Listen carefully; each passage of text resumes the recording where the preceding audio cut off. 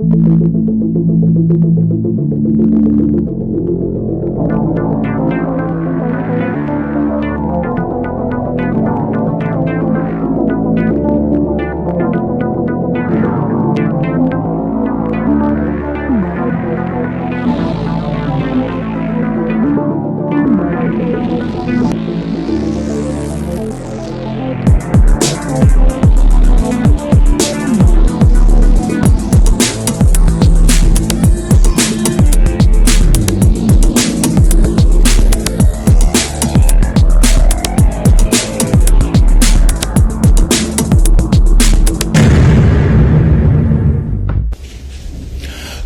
changement de dernière minute, la consultation initiée par le président de la République, Félix Antoine Tshilombo Tshisekedi, et Sila Kibongo Lobby Mokolo. Il y a mercredi, la question que tout le monde se pose, absence.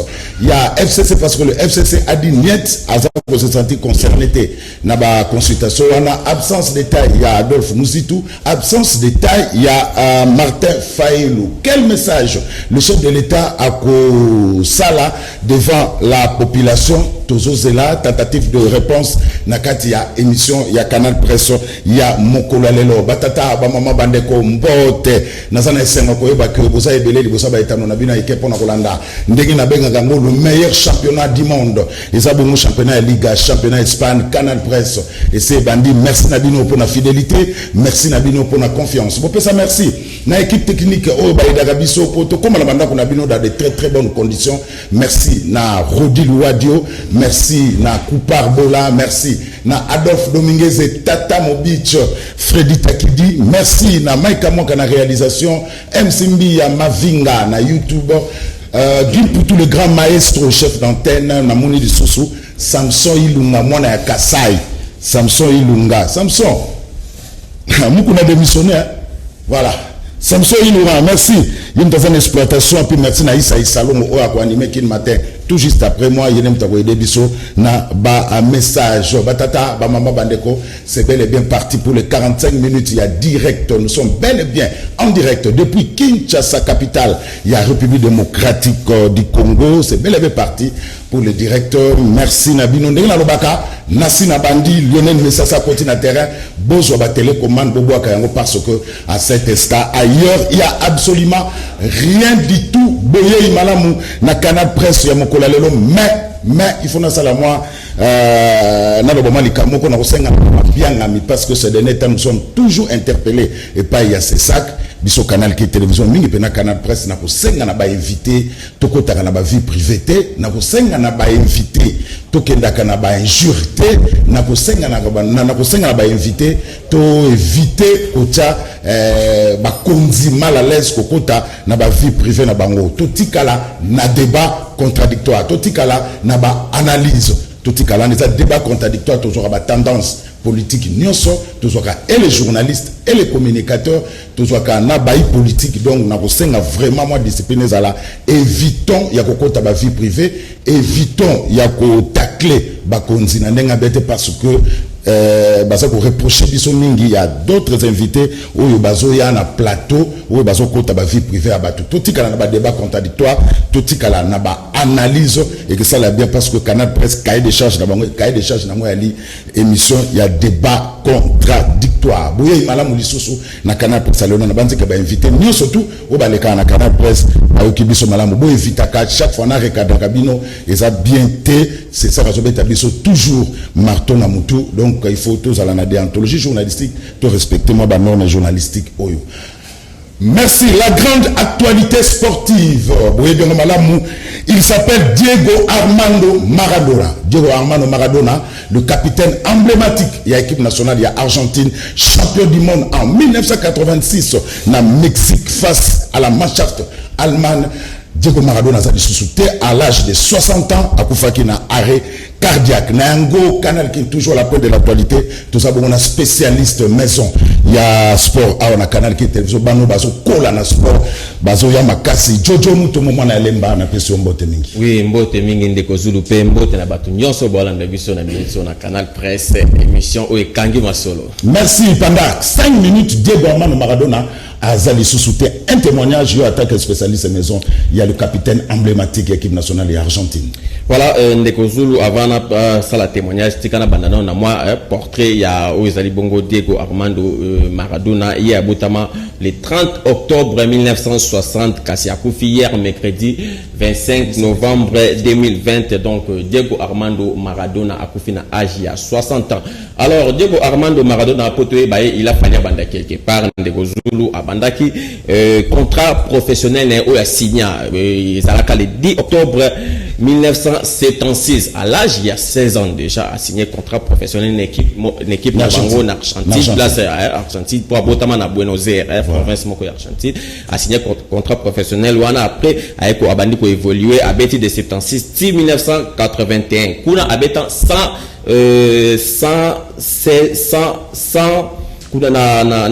164 matchs par marqué 116 buts. Après, déjà, il faut découvrir la qualité de l'équipe locale et découvrir la qualité de l'équipe Boca Junior, il faut solliciter en 1981. Dans 1981, le 20 février, a signé contrat na Boca Junior. Boca Junior, c'est l'équipe de Bibisonio. Ouais, en Argentine, ouais. En Argentine, oui. Et à Kunabete, 40 matchs, a marqué 28 buts. Après, a eu ça la score transfert le plus cher, il y a football à l'époque. Kolunga Boca Junior a eu qui était à Barcelone. Barcelone a 8 millions de dollars. Barcelone a été pendant combien d'années? Barcelone a été à 2 saisons. Ça n'a pas marché vraiment. Parce que à Beta 58 matchs, à Tcheka 35 buts. 35 buts, oui, qui est aussi, vu déjà, à côté qu'on maîtrisait, qui star, vie à célébrité, n'était déjà, à Talaki, pour se distinguer, n'a pas incidé belé. Que soit na tout le temps problème, n'a pas ninga, azeko linga. Donc azali ko maîtriser, c'est-à-dire que azasta, mais yeso ko ovi vraiment na ndega ki master bo vi ndenge. C'est 5 bobé bana. Après Barcelone, ayo Naples, ayo azo ki Naples na C, obi to ebi histoire bisonyo na azu Naples na C, mais a signé contrat na Naples alaka le 1er juillet 1984 a signé na Naples au betati na 91. Na Naples kuna beti de 84 à 91 a beti 259 matchs a marqué 115 buts. Donc na kati Naples na pesa ba titre au nini aswa ki après na 91 wana ayeko soit suspension il y a 15 mois pour na bazaki testé positif. Ouais. Après ayeko fana déjà après qu'on a testé positif, Maradona déjà les choses ils ayeko sous marché sous bien té.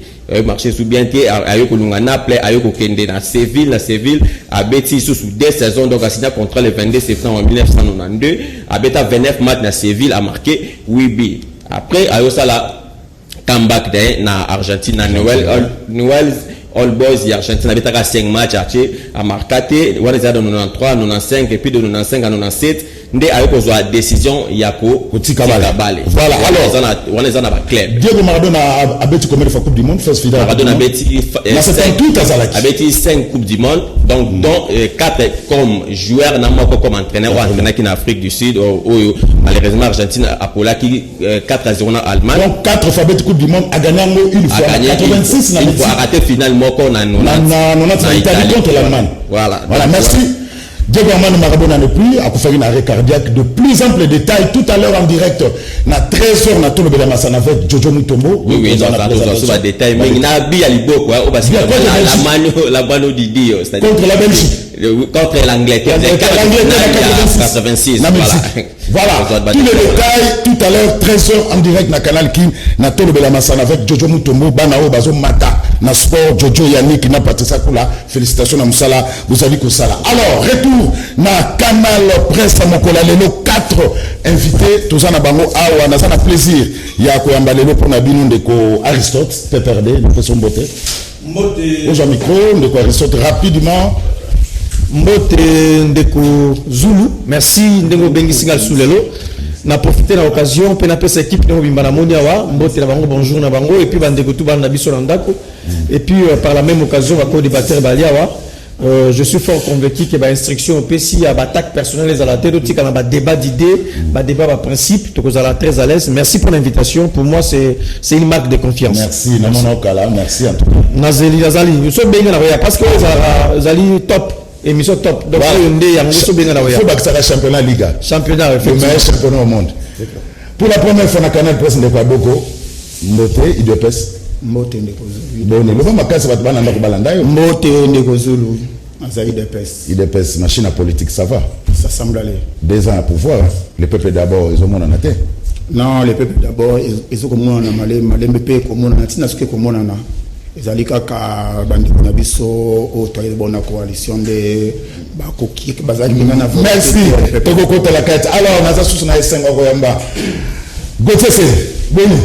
Sangotende Gozulu et sango malamu pour une invitation. Mbote na ba co-débatteur nyonso pe na ba nyonso bona da biso na bandako. Je plaide pour un débat républicain. Voilà, un débat républicain. Merci. Plaisir nana li sous koyamba mona bandala solo nombre de toilettage technique. Yves Bouya, azala biso Yves Bouya kala. Oui, Saline de vous, on est là. Chef de service aux Zongi. C'est une grande joie mon ayo. Mbote na Aristote, mbote na Gauthier, mbote na Ndeko na ngai. Ya, na Congolais, IDPS, na Congolais, na mazoto na bisora kande, makila ba Congolais sur Kilaka. La émission na yo, je crois avec Mario na lobaki que il fallait protéger la belle en toilettage technique. La gena qui sokoda na protéger. Ouais, utilisant abusivement, ils la Gauthier, ils la ngari mais il faut pas samba tout ba futa ma mais n'a pas dans la droit na na te yo za la réalité yo za la droit. Ah merci. Mais Gauthier ba co-débatteur te ba la terre à la droit. Au protection ça la sokoda. Sokoda il ba toilettage technique ala ba man na yo to samba ngana. Voilà, Yves Bouya, merci. Alors, tu fais une émission à Aristote Ngamire, sauf changement de dernière minute, en tout cas, la consultation. Et si la Kilobi, le FCC dit niet, il ne s'est pas concerné par la consultation, absence de Moussoussou, et il y a Adolphe Mouzito, na Martin Fayoulou. Tous les années, na message, il y a chef de l'État. Merci Ndeko Zulu. On a plus le Kamotali FCC ou soit PPRD en particulier parce que nous avons communicateur. Il y a PPRD, nous se prononcer plus sur notre position politique. D'abord, Ndeko Zulu, il faut que nous soyons actés et ça la connu de tous que jamais PPRD à Senga bayambaye na consultation. Jamais tous qui va demandeur. Il faut bayambaye sur la consultation telle que ça qui convoqué par les chefs de l'État. Ni de près, ni de loin, tous qui demandeur. Grave encore, tout le monde invitation à la secrétariat à PPRD et il y a 13 heures pour le secrétaire permanent à Bissau. Il y a PPRD à se présenter et il y a 13 heures pour comme on a 16 heures que la consultation. Tous qui surpris, il y a comme un amateurisme, il y a le lengue à wana. Et pour ça, jamais. Pire encore, tout le monde ni mandaté par le PPRD, ni mandaté par le FCC à l'équipe de Top Congo pour annoncer déjà que les camarades sont membres du bureau politique, vous allez réussir la consultation, on a dit que c'est quand même grave, on ne peut pas arriver, on ne peut pas faire la politique à ce niveau. Donc, vous pouvez une invitation sans que tu aies Bino et au même moment, l'équipe est Top Congo pour annoncer tout haut que tu as la consultation. Donc, la position est restée inchangée, la position est restée intacte.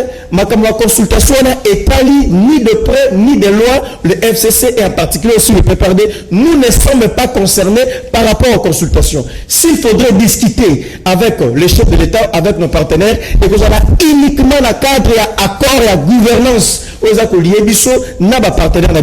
De notre côté, c'était les camarades Némi Moulania qui avaient signé, et de l'autre côté, c'est l'honorable Kabound. Donc, s'il faudrait une discussion, c'est d'abord par rapport au respect de la Constitution et à l'accord. Nous ne sommes pas les élèves du collège de l'Union Sacrée. Tous les tombés qu'on s'inscrit dans le collège Joana. Si le collège Joana est nous ne sommes pas les élèves du collège Union Sacrée. Nous, sur le PPRD, notre position est très connue et Talibisoté, ma cambre de consultation. Donc, et puis, je pense de comprendre que ça. Je l'ai toujours dit, il ne faut pas rêver, il ne faut pas tout ça la fiction, tout c'est la miracle était. Le vrai miracle, les alliés, ce budget est changé.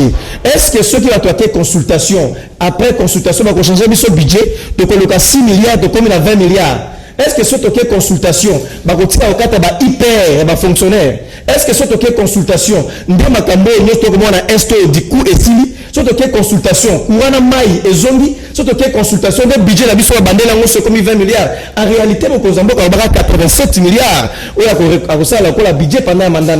Ce qui est 87 milliards, tu mets que diviser par rapport à une année, ne serait-ce qu'une année, il faut budget à 10 milliards et là. Or, vice-premier ministre est en charge du budget, il est de l'opposition, Mario Wambeke, bah, on peut savoir son budget au monde, et puis il a dit qu'on va FCC bloqué. Donc nous ne sommes pas concernés, n'attendons pas un miracle, parce que le budget, c'est le reflet de la politique du gouvernement. Mais c'est un décalage, je m'entends que la FCC a concerné, dans la consultation.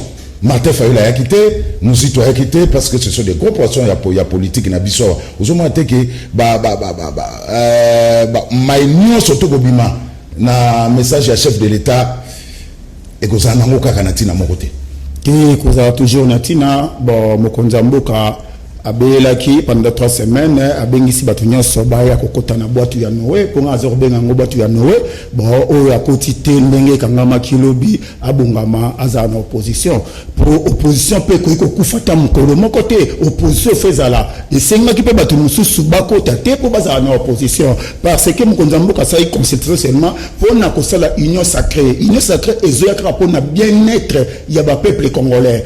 Ezali na moto ekoloba na koyoka ki batu bazwa ki invitation à 13h. Bongo ba se présenter à 16h, mais il y a invitation à 13h. N'engue nous côté qui réunion. C'est quoi qui invitation avant. En plus, ceux qui bango batu FCC ba qui maël bango ko betara masolo ya budgété parce que pendant 18 ans budget ya wana ya misère bangonde ba mema ki biso nango ba kenda ko beta li solo ya budgété batu oyo ba salisi ba exonération ebelé ba sali ba port ya sika po misolo ekima na kesi ya l'état batu oyo ba détourna mbongo po misolo ekima na kesi ya l'état budget ya munene ezali banani ezali batu ya FCC le reste au bayete à état de mais surtout il faut que tout le monde soit là. Nous que soit absent bazali et ça vraiment frustration mon muké.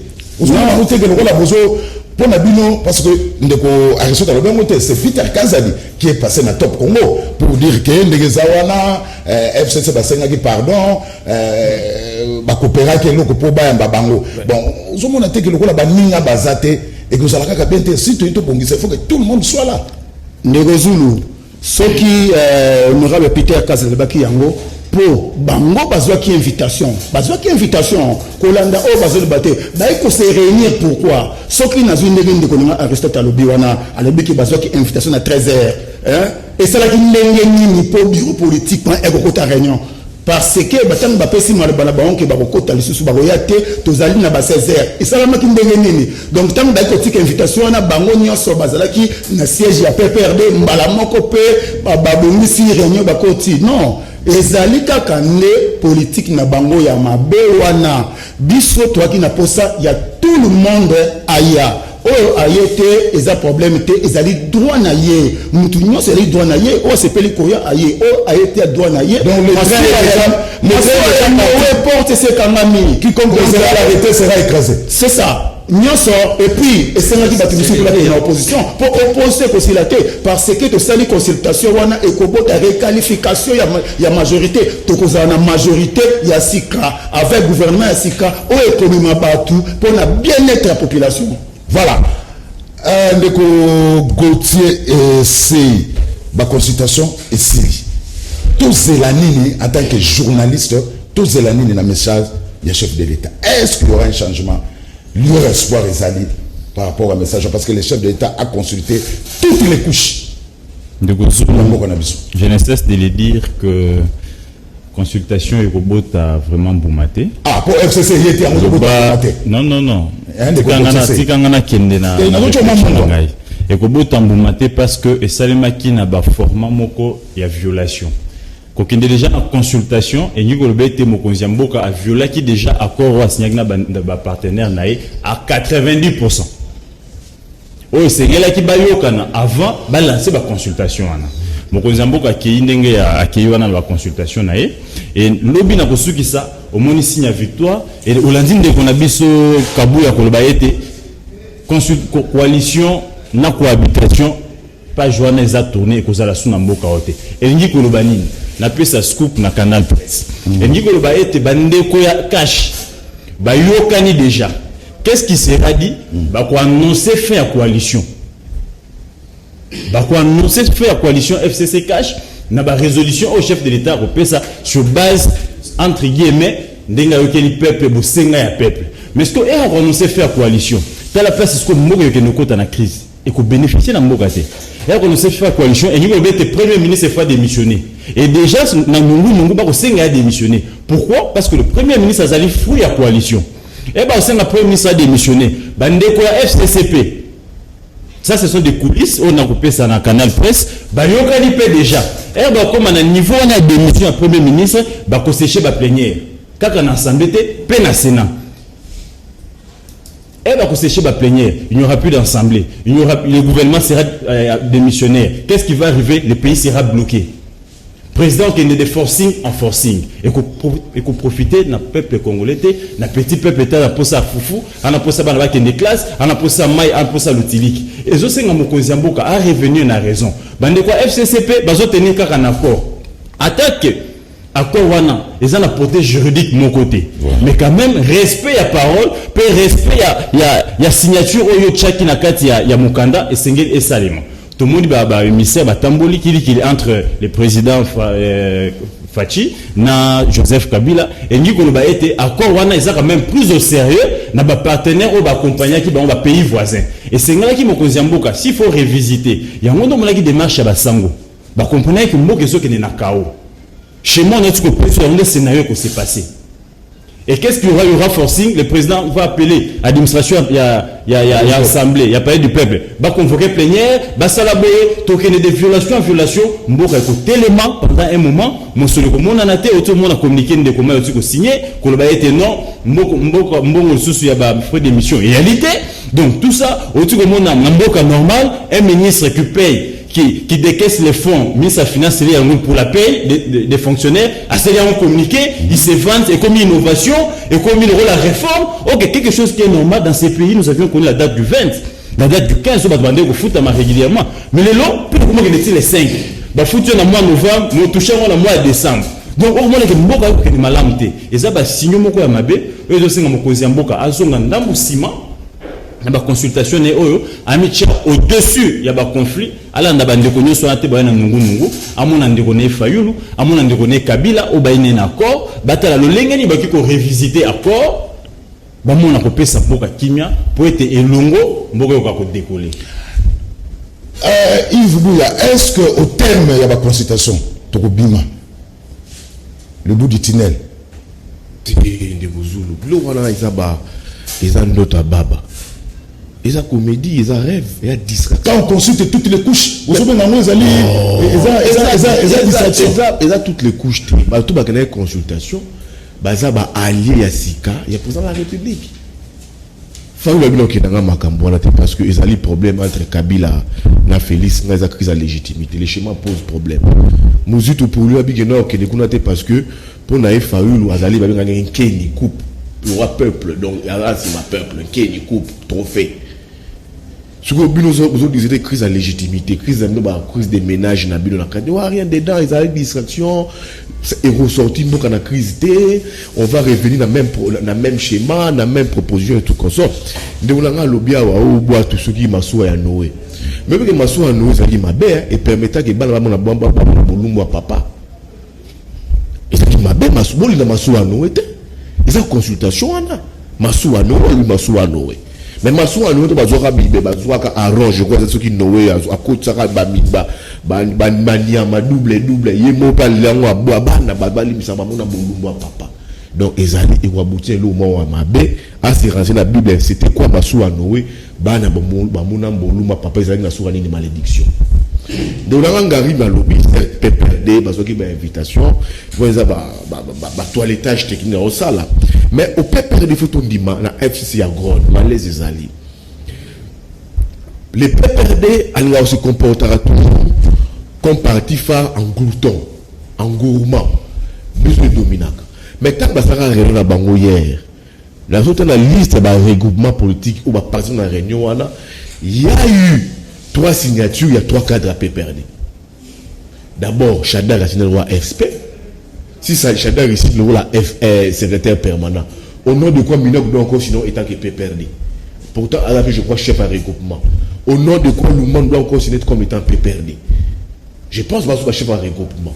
Il y a un parti politique qui est regroupement. Bino beaucoup de sont retraite. Bolobé biso to kene makambo anati. Mais bino bozoli ngasu bino bokende kuna. Et cause qui moi problème on y a monde on a ngari mais aza kolinga kolobate surtout liste à présence il y a 3 signatures il y a classique il y a PPRD le PPRD va la besoin que mais déjà oui mais il y a 3 signatures tout ça va journaliste tout une liste à présence il y a 3 signatures il y a des Chanel au SP secrétaire Pemana il y a une signature Yabinaku il y a une signature Yalumam au nom de quoi va signer étant que PPRD parce qu'il faut liste à présence soit et bon requérir kaka ba signature va président ba regroupement politique consultation là c'est vrai tu sais toujours mon awa rien ne va sortir des bons déjà Félix na Kabila ils se sont lancés dans une bataille mort diplomatique Félix Tshisekedi il ne prendra pas ma mesure kaka venir ba consultation là. Il faut peut-être à yoka ba paré ba corps na bango ba témoin na ba corps na bango tous les deux Kabila Félix s'est lancé dans bataille diplomatique certes c'est qui est vrai ba paré ba témoin ba corps ba obengi sa bango autour du même table comme de Kocholobi ba revisiter ba revoir accord pour la stabilité à Mboka Félix Tshisekedi Tobo Sanate c'est le prochain président d'exercice de l'Union africaine il prendra ses fonctions le mois de janvier ici. Il ne va pas aller en président de l'Union africaine dès que dans son pays, il y a la crise, ça brûle. Moussa Faki, toi, tout le monde, toi, où ils sont censés prêcher par la paix, par l'unité, par la stabilité, aux alliés président d'exercice de l'Union africaine, mais tu viens prendre ses fonctions, Namoka Nayo Moko, ça brûle. Je pense qu'il est face à ses responsabilités. Et ça dit qu'avant, il va fonctionner en janvier. Na panel à Tchewana, il y a battu par compagnie mandature, comme présent en exercice de l'Union africaine pendant une année. Il faut d'abord abongisano na libota naye, na famille na mboka naye. Il ne peut pas aller comme ça, prendre ses fonctions, et puis il se dit, non, je veux que, entre temps, la mboka nayo, ça barde, ça pète, socialement, alors, on va revenir dans la case pour chuter, c'est qu'il est à lobby, je vois que c'est quelqu'un de très informé. Toujours dans le système, il y a triangle, il y a triumvirat. On va, je pense que Sadek, je pense que Moussa Faki, ils sont déjà prononcés là-dessus. Toujours dans la Chemana, on aura autour d'une même table, on aura Félix Tshisekedi peut-être qui est en exercice, il y a président de la République en Astilo, on aura Kabila qui est patron de la majorité, patron des institutions, on aurait Martin Fayulu qui a la légitimité du peuple autour d'une table, va discuter, va trouver des voies et moyens pour intervenir. Merci. Je dis Fayulu pourquoi? Il a la légitimité du peuple. Ils vont se retrouver autour d'une table. Il y a un stylo, il y a commande sur toi qui peut engager la République. Toi, Kabila, tu es patron des institutions. Toi, Martin Fayulu, tu as la légitimité au peuple le 30 décembre. Tu vas autour d'une table. Tu trouver ma voix et moyens pour tout la crise. Dans ma camouflage, qu'on appelle de la nation, ils allaient au bien m'aboquer. Merci. Apporter et la crise en Mboka. Ça, c'est Yves Bouya. Voilà, merci. Alors, Aristote, Fayulu réclame crise, pour la Fayulu, il y a crise, il y a légitimité. Pour la FCC, Massoloni surtout, il fait ça là, dans le cadre institutionnel, il faut qu'on respecte l'accord. Aujourd'hui, on a dit que Tozo Kende, dans le schéma Yves Bouya. Non, Ndeko, en fait, ma caméra est là, Colomba, na bosse mécanisme. Résumé. Ça la paix économie à propos d'anga. D'abord, à Diboson de Koualobi, ma camboya. Il y a IDPS, ma camboya boîte à Noé. Rappelez-vous que Noé a tchakipé Banyamazali sauvage na katsa boîte ouana. Ce qui va lier à Kayete à l'époque, c'est parce que Noé a zagi koyo kananza mono so ananzambe. Alors, abino bozui, ba politicien sauvage, bo koti bango na boîte à Noé, boza la conséquence na koya. Parce que Toye, ba beaucoup bendi bango na boîte à Noé wana, ba sauvage. Noé a bikan kwa nzambe. Le reste, en plus, il faut expliquer dans nous avant que les musiques ndeko. Na habité ndeko, na lingi mutumoko na nous a habité na makambu ya gouvernance et makambo kanenge zalaka. A expliqué ngai si un État peut décoller avec un budget de 6 milliards. Parce que que FCC n'a pas bloqué. Est-ce qu'un État sérieux, un État qui se veut à se développer des bosso, à sa projet, à sa vision concrète pour le peuple, est-ce qu'un État peut se développer avec un budget de 6 milliards? C'est là le vrai problème. Parce que le budget Zalaka, c'est la vision du gouvernement d'une manière chiffrée. Aussi longtemps que tu reproduire un budget de 6 milliards, rien ne va changer. Nous avons informé que fonctionnaire de mon côté en matière salaire. mutu moko tata asana l'état ba tiesa ça veut dire que passer c'est-à-dire que ce n'est pas le FCC, c'est le vrai problème. Le vice-ministre ayant en charge le budget qui est presque de l'opposition, il faudra patronner kuna pour maintenant ma question. Pour Nabiso, la position est simple et claire. Tu peux citer deux instruments majeurs pour retrouver solution. Premier instrument de majeur Zali et c'est le respect à la constitution. Makambu tout au sala de gauche à droite, il faut ça encadrer par la constitution. Mais accord constitutionnel, des instruments privés. Mais si on continue là, c'est des instruments majeurs pour la biso où il faut encadrer Makambu. La premier élément instrument la le Kambu la constitution. On ne peut pas se réunir, on ne peut pas faire quelque chose en dehors de la constitution. Il faut qu'il y ait des textes. Les chefs de l'État mais aussi longtemps que eux comme makuna sur les balles dans l'esprit à constitution et étali tambokate ezali quand même de quoi le ezali qu'on aime qu'on fait privé. Premier instrument. Deuxième instrument au tozana ngo pour ça to lingi accord à gouvernance au biso to sinaki na mokonzi ya mboka oyo azali ko représenter ba partenaire biso ezala mise en table des instruments majeurs pour trouver solution. Donc d'une part le FCC a Télémi azali wana et d'autre part représenté à Bazali à Cash Bazali wana nous allons négocier discuter en respectant et la constitution et notre accord. Hormis ces deux instruments majeurs auto projet bino to moni shima msute auto kenango. Encore qu'il faut qu'on avance comme ça. Dès qu'on a le dit non, on va créer majorité, va requalifier, va la gouvernement. Je me dis est-ce que tout ça qu'est-ce que tout ça wapi? Où sommes-nous ndeko? Na toujours dans une démocratie. La notion de la majorité parlementaire est déterminante. Ce qui est ma ponomi et que la majorité parlementaire, il y a un certain nombre de comportements au affiché aux anango face il y a la majorité parlementaire. Ce qu'on a qu'à autour bino makambo tout au salut besoin de la majorité parlementaire. Attention, mon premier ministre Rabino, il faut la majorité parlementaire dans l'Assemblée nationale. Ceux qui veulent le programme à gouvernement, il faut la majorité parlementaire. Ceux qui veulent le projet tout le projet de loi, il faut la majorité parlementaire. Or, la démocratie, le principe est simple. La majorité parlementaire doit avoir un certain comportement. Donc, on a beaucoup ça là, mais on a beaucoup utilisé mon expression à lobby et ça m'a bloqué. Ça, je ne vais pas utiliser en gros. Mais je pense que c'est un passe-temps. Donc, on va revenir clairement sur la table de négociation en ayant des instruments majeurs. D'une part la Constitution, d'autre part l'accord pour parler avec nos frères. Et ça, c'est là, il faut alors, donc Félix a un message azelananu parce que il faut akutana pena Kabila akutana na pena Fayulu dixit Ivuya. Non. Le président Félix a ça la adresse naie, je crois peut-être la semaine prochaine à Kolobayango a ça a repris un message nyonso a une consultation a promettre qui peuple congolais qui a kozonga après consultation. Donc il faut azonga pour aider sa décision au yazui. Au monde de Kasebete à l'isolo il y a majorité oui, mais majorité azol ben majorité au wapi. Majorité qui peut basculer tant nyonso. Majorité qui peut basculer. Ce qui majorité basculer n'a yébité FCC c'est par quel acte? Quel acte est attesté qu'ils a basculé? Non, même formateur, président qu'on même formateur. Pour te réclamer non, c'est pas Aristote. Non. C'est grave. Et quoi c'est ça un article le but que chaque député a se prononcer au départ. Merci Aristote. Merci Aristote. Ceux qui aussi majorité à voter. Ceux qui aussi à voter, donc dissoudre l'Assemblée wana. Toko dissoudre yango nazelo bango na bango trois fois toko dissoudre yango mais a passi poto zo yango te tozali na majorité tozali ko zo majorité wana bino PPRD beaucoup kene na opposition. Bon Félix a pour le banner un message. Non, on n'a jamais na secret à Mokonza.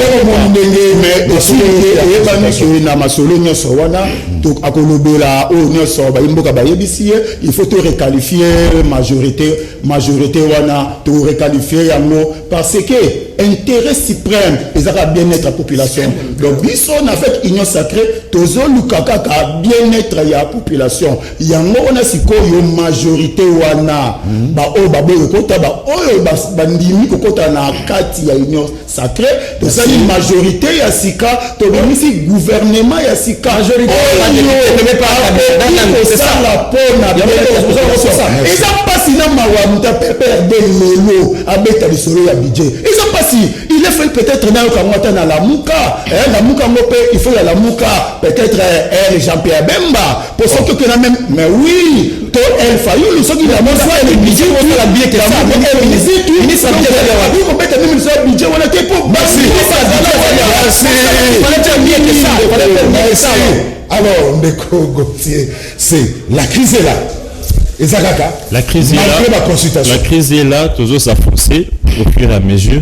Mais Nangai quand même n'a rencontré Ndeko Nangai Bouya pour une petite précision pour la batte-ball à Nabiso. Il y a un petit peu de lobby à Talili Saba regroupement. Il y a eu 3 cassis qui a PPRD. Il faut reconnaître que Nakati a coordination à FCC et ça va bateau Bakambara Bango. Et na bateau Bakambara Bango est mandé au Banemi, Lumanu, Ndeko Aubin. Baza, membre ya PPRD. Donc c'est tout à fait normal que se retrouver. Mais pour moi, il est à la fois en coordination, à côté délégué, peu membre parti ou à regroupement, à représenter regroupement. Ça peut faire 2, donc il y a un problème. Et puis, on a avancé pour rencontrer de Kolanga et de PES. Alors, non, il faut président Koloba, il faut tout réqualifier majorité. Oui, nous savions. Il y a on est dans Koloba. Nous sommes en train d'aller de violation en violation. Il y a déjà au Rwanda, quand Moko a frustré, il y a FCC, quelques élus qui se sont déclarés déjà de l'union sacrée, sous prétexte que Kuna Ezali Église, Oigno Sokabila Lobaka, Iyo Amen. Et d'après mes informations, ils sont déjà à plus de 100 députés, Oyo Baza déjà d'accord et en côté de l'union sacrée. 100 députés FCC. Plus de 100 députés FCC. Bah député là ni opposant ni babibiso tout ça union sacrée to sa vie. C'est ce qui fait vivre, c'est ce qui fait espoir et pas Dieu espoir et pas bandero la majorité peut basculer. Et na schéma la bangosko ya cash. Il y a aucun toujours des violations créer la crise. Ils pensaient que le bureau pour que majorité ait basculé, il faut qu'il y ait un instrument. L'instrument aujourd'hui qui peut faire basculer cette majorité, c'est quoi? La démission du Premier ministre. Soit bureau est tombé et puis ça va couloir va violer le sous va nommer informateur. Or au début il y a mandature, député se prononcera déjà et le règlement intérieur est clair. Pendant mandature député a changer canté. Ceux qui ont dit élu dans regroupement sont l'autre la partie sont l'autre tu restes et tu demeures pendant ces 5 ans là. Ceux qui ont changé la volonté dans Omoko, tu laisses les sièges. C'est le cas, il y a dossier bahadi nan ne coule auto vivre les lots. Donc na komona ke bandeko ya cash bazali na schéma ya violation makasi eza malamu te ezo ko forcer crise et beaucoup luka bo basculer bo faire basculer majorité et beaucoup luka tout ça va forcer la crise. Heureusement pour eux FCC aza aux abois, ils n'ont plus de moyens juridiques pour rencontrer bango, ils n'ont que des moyens politiques pour rencontrer bango. Or les moyens politiques wana et pour valoir pénaté Mokonzi Mboka a garant et bonnes institutions et c'est une atika la logique à Makambo atika FCC na majorité na a respecté accord au Bayokanaki ceux qui a moni qu'il y a des choses à refaire bakuta na partenaire ne ba revisiter bakuti sabande ko ba union sacrée wana bo ba mona elongo neni ba ko tonga mboka bana bazwa mai bana batanga kelasi ije pasa msalama lamo bazala na ba entrée tekili ozoma msale ko salema tu vois tout ce qu'il y a comme des détournements tout ce qu'il y a comme des dénonciations. Il faudrait quand même que ça s'arrête et pour que ça s'arrête il faut qu'il y ait du sérieux. Et le sérieux c'est quoi? Le chef de l'État lui-même doit taper du poing sur la table. Imagine-toi un peu ce que Ndeko Peter a sali dans Top Congo. Quand tu es appelé à haute responsabilité, diplomatie, élément de la diplomatie, c'est la discrétion. Tu ne peux pas te lever un matin, oser porter parole à chef de l'État, oser attacher des presse naïté, tu vas sur un plateau de télé annoncer qu'ils ont pléniché pour Bayamba Bango. C'est grave ça.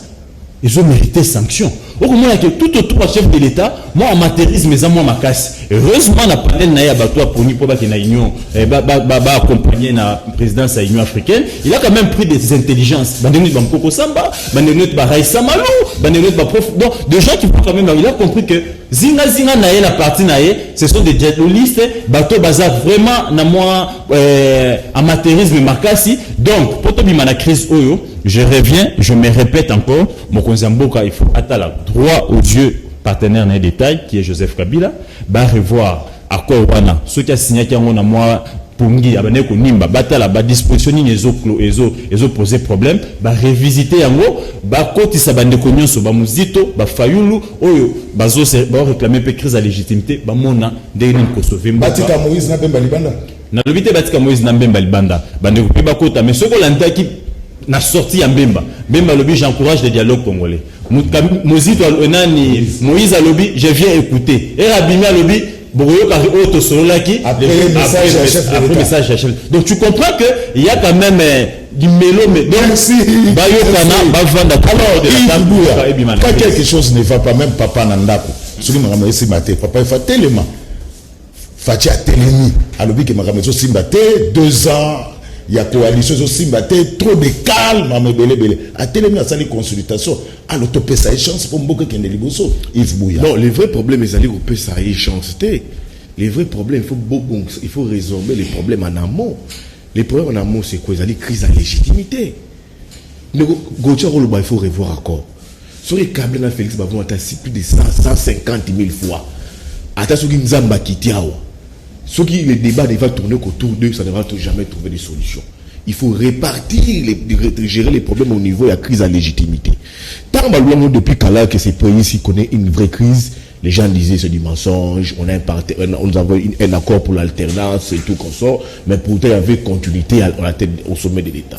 Donc il faut répartir au niveau de la base pour discuter, pour résoudre les vrais problèmes, il y a crise, il y a légitimité. Seule crise, problème à crise à légitimité, problème à retour à la base, retour à des vraies discussions et retrouver voies et moyens pour trouver un vrai consensus. On a le bien un accord qu'on doit trouver à 3, Joseph Kabila, Félix Tshisekedi, Martin Fayulu, mais sous la médiation, il y a une médiation intérieure. Mais il faut requalifier majorité. C'est bien bon, mon ami de l'UDPS. Il faut requalifier la majorité. Mais avec qui? République. Quand tu vois des gens qui sont la transhumance, ils escrocs, des voleurs, ils ont pris la République, République. Mais les gens qui ont des voleurs, ils ont c'est une ambiguïté. C'est un paradoxe, on doit comprendre. Mais ce qui n'a qu'à UDPS, il y a des gens qui sont plus intelligents que Kaboun, plus intelligents que Augustin Kabouya, plus intelligents que Vision du mais ils n'ont jamais eu de l'emploi. Sauf que la Zambie, aujourd'hui, vous parlez la Zambie a renouvelé, a rajeuni sa classe politique. Moi, dans le grand ils attendent que Félix a rajeuni classe politique, a Zouanakata UDPS, au lieu de ça, la politique, na bateau, accusa, yiba bango, eskoka bango, pia République. Alors, le gouvernement de l'Union nationale est au Bongi Samboka. Encore des toilettages techniques. Depuis 60, qu'est-ce que le gouvernement de l'Union nationale est apportant en termes social, il y a crise au programme congolais. On parle des 60, donc il y a les plus récentes ici, les 1+4, les consultations. Et apportant et l'eau moroté. Alors, tout ça, un mot transhumance politique en peine de législature éco-salématé. Mais ce que tu as bien, si tu veux s'informer, les règlements d'ordre d'intérêt appris à l'Assemblée nationale avaient été jugés conformes à la Constitution. Comme je conforme à la Constitution, les députés cachent. Cause une même requête, soit UDPS, introduire à la Cour constitutionnelle. Seule la Cour constitutionnelle peut maintenant intervenir. Seule la Cour constitutionnelle. Ça a été jugé conforme à la Constitution. les règlements d'ordre intérieur et Assemblée nationale. Donc, ce qui va sur requête mon interprétation, mais même la Cour constitutionnelle, va étudier en gros. La Cour constitutionnelle a pas apporté interprétation, à déverrouiller certains articles où ils ont en difficulté, député PPRD, FCC, ou allégeance, ou allégeance à Félix Tshisekedi. C'est très normal. Il y a un autre appui encore. Moi, j'étais par là, j'étais que journaliste. Oui. L'accord Noma, Ilou Kamba. C'est un accord qui n'a pas été nommé selon c'est un accord qui a été pris en violation, certains disent, de la Constitution. Parce que quand Ilou Kamba a été nommé, Baloba, vu l'accord FCC cash, à tout moment, Félix Tshisekedi a rapporté à ordonnance. Parce qu'il peut dire que non, cet accord ici n'est pas conforme à la Constitution. Il peut rapporter cette ordonnance. S'il rapporte cette ordonnance, il fait quoi? Le Premier ministre tombe. Il va remettre ça. Si à la Cour constitutionnelle, il rapporte. La Cour constitutionnelle, le Premier ministre n'a pas été nommé sur base de respect à la Constitution. Et qu'après, si interprétation n'a rien, le bien de prendre cette ordonnance-là, interprétation en Cour constitutionnelle, remettre Yango à l'Assemblée nationale. Si l'Assemblée nationale ne prenait pas acte, qu'est-ce que le président de la ça? L'autre a une analyse. Qu'est-ce qu'il peut faire? Il peut, si Ilou Kamba tomber, c'est le gouvernement qui tombe, le président de la République peut se mettre à diriger avec les secrétaires généraux. Merci. Alors, conclusion, la conclusion.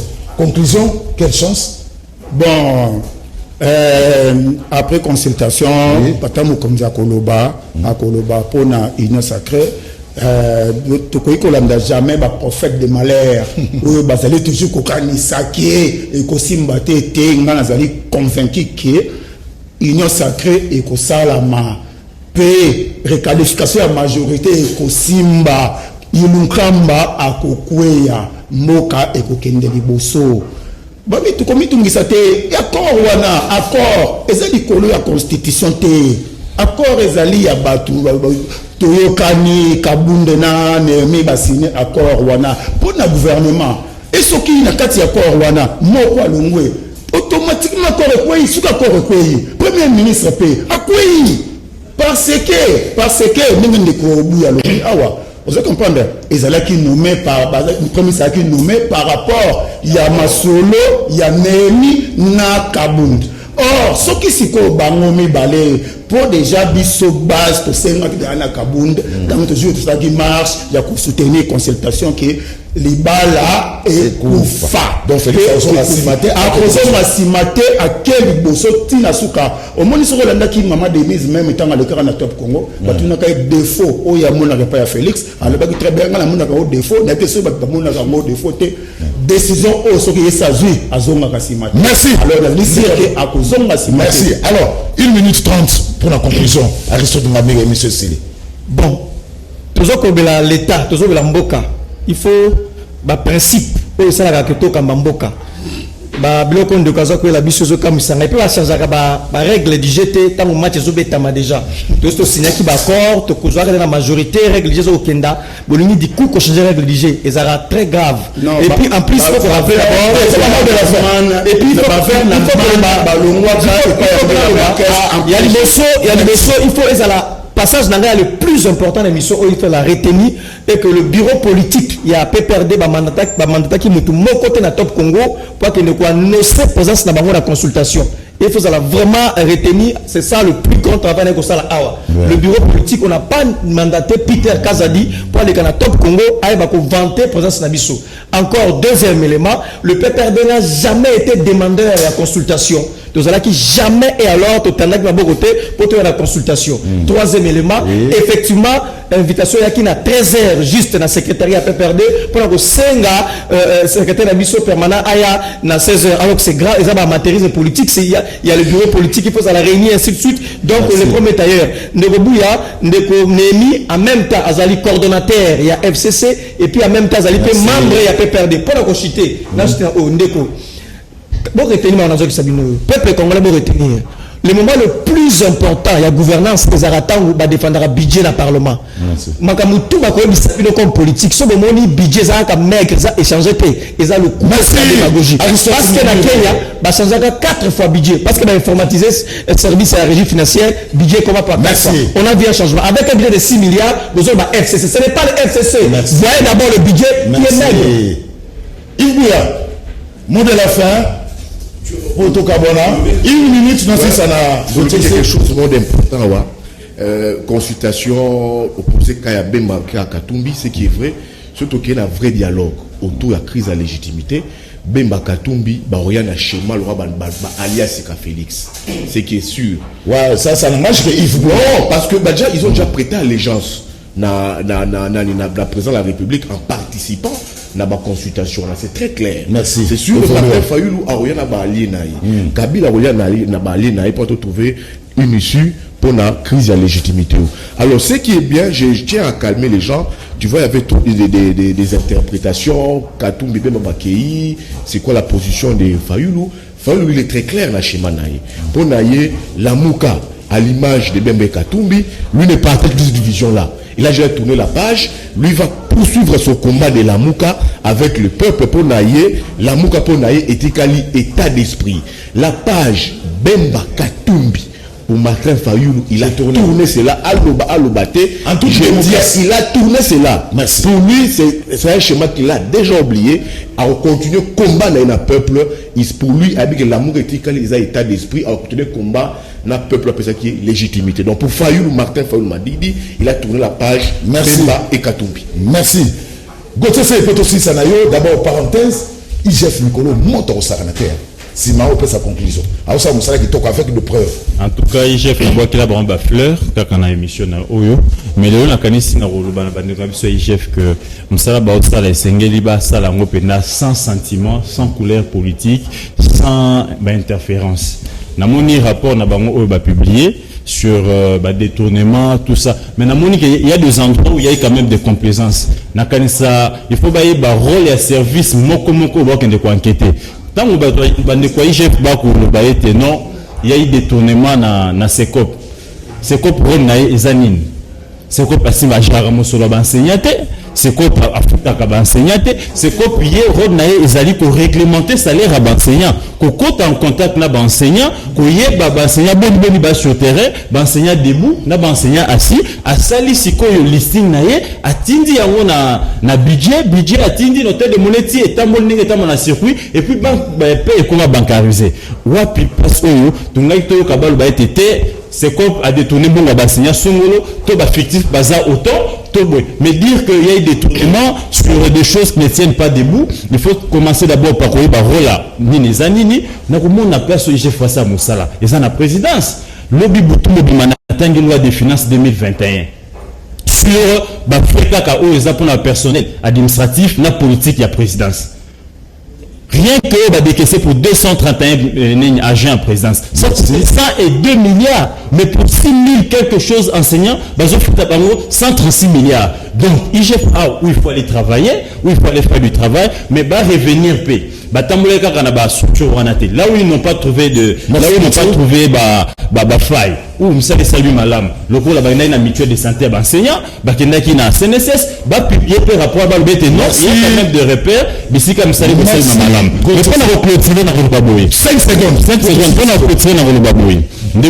Quand je dis qu'il faut revisiter l'accord.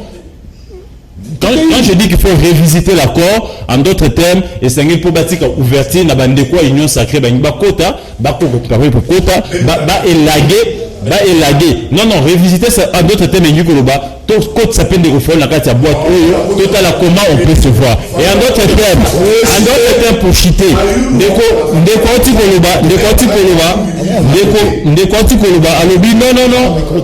Ordonnance, nous maquins de premier ministre, les ordonnances, les a violées, quand on dit l'accord est reconnu, coalition est reconnue la constitution républicaine. L'habitation des a reconnu. Merci. D'autres termes, les premiers ministres et les gouverneurs d'émanation du Parlement, la majorité RCP, il faut soutenir ça par un accord.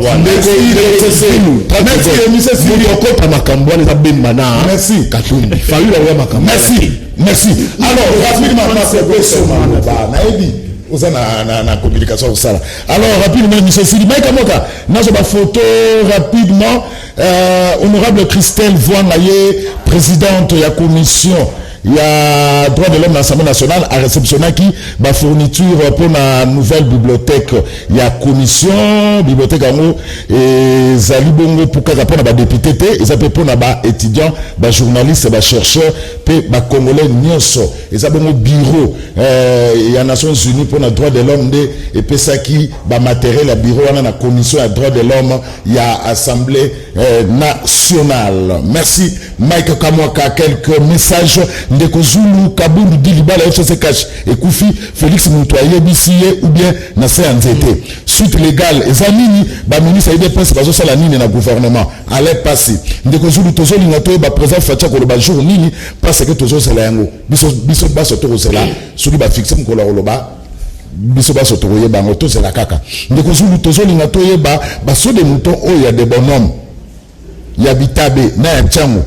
Et qu'on fonde ma jour nini parce que la population a tellement souffert ma casse. C'est une bonne fois parce que 9,8 millions. Non, baba qui c'était pour passer de mouton ici. Information. Voilà. Ok, information bien. Merci.